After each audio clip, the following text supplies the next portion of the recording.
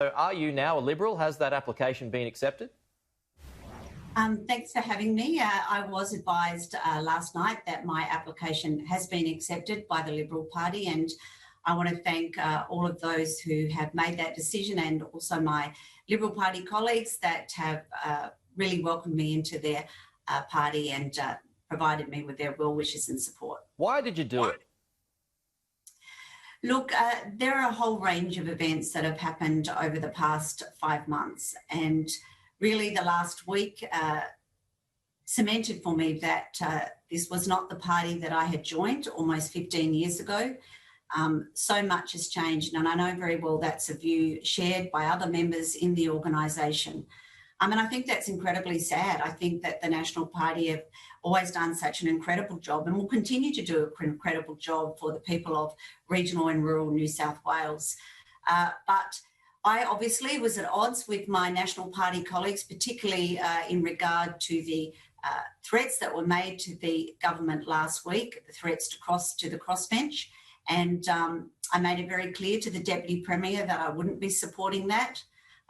I was also the only person in my party room that didn't sign the letter to the Premier threatening to take this type of action, which at the end of the day, I'll have to say is just terribly disappointing because we are a great government, and I think the people of the Port Macquarie region, for example, have seen firsthand the unprecedented investment in our local communities. And I just thought it was really a ridiculous move to put that great government into jeopardy, which is what we saw in the last couple of weeks. So was that last week that you made up your mind?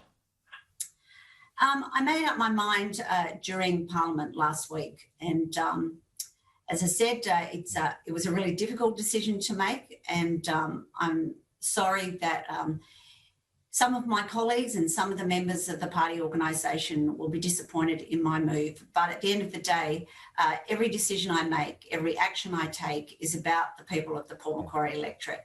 I need to do whatever I can to make sure that they continue to get great representation in the New South Wales Parliament, and that is why I've come to the decision I have. You were elected as a Nat, though. Are you being disloyal to the party? Well, let's be very clear. I was elected, and my community knew that I was elected as a member of a coalition.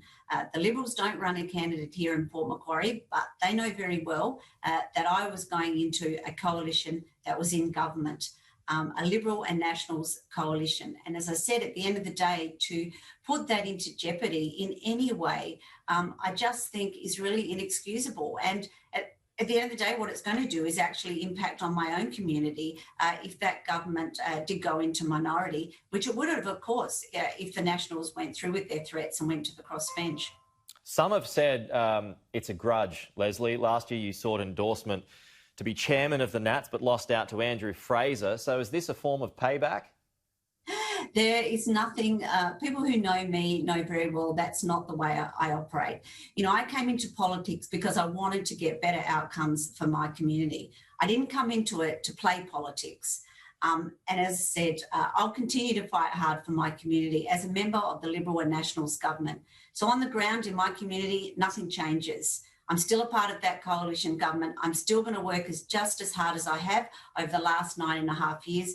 And I'm still going to make sure that the people of the Port Macquarie electorate get the services and the improved infrastructure that they deserve. Are the Nats a sinking ship under John Barilaro? Well, that's a question to ask the Nats. And this isn't just about John Barilaro. This is the change in the organisation that I've seen over a number of years, which has been really disappointing. When I came into government in 2011, I shared that party room with fantastic National Party stalwarts, people like Duncan Gay and Don Page and Jenny Gardner, just like such great examples of statesmanship, of what parliamentarians should be like, and in fact, what your community expects of you as parliamentarians.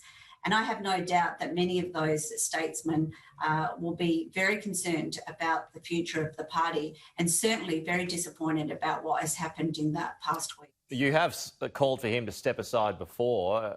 May as well ask again, do you think John Barilaro should be leader of the Nationals?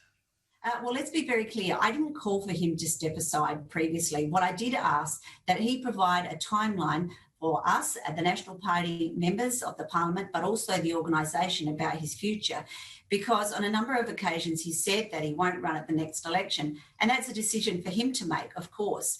But all I asked for was some timeline so we could plan for our future and prepare ourselves for the 2023 election. Is he the right man to lead the Nationals now? That's a decision for my colleagues to make. Well, I have made a decision based on what's in the best interest of my community, and I'm confident, and certainly the dozens and dozens of emails I've received over the past week and again this morning indicate to me that I continue to have their support, and they get that final say, of course, when we go to the ballot box in 2023, and that's entirely up to them. Do you think there will be more defections? Look, I'm not going to make predictions. I don't have a crystal ball.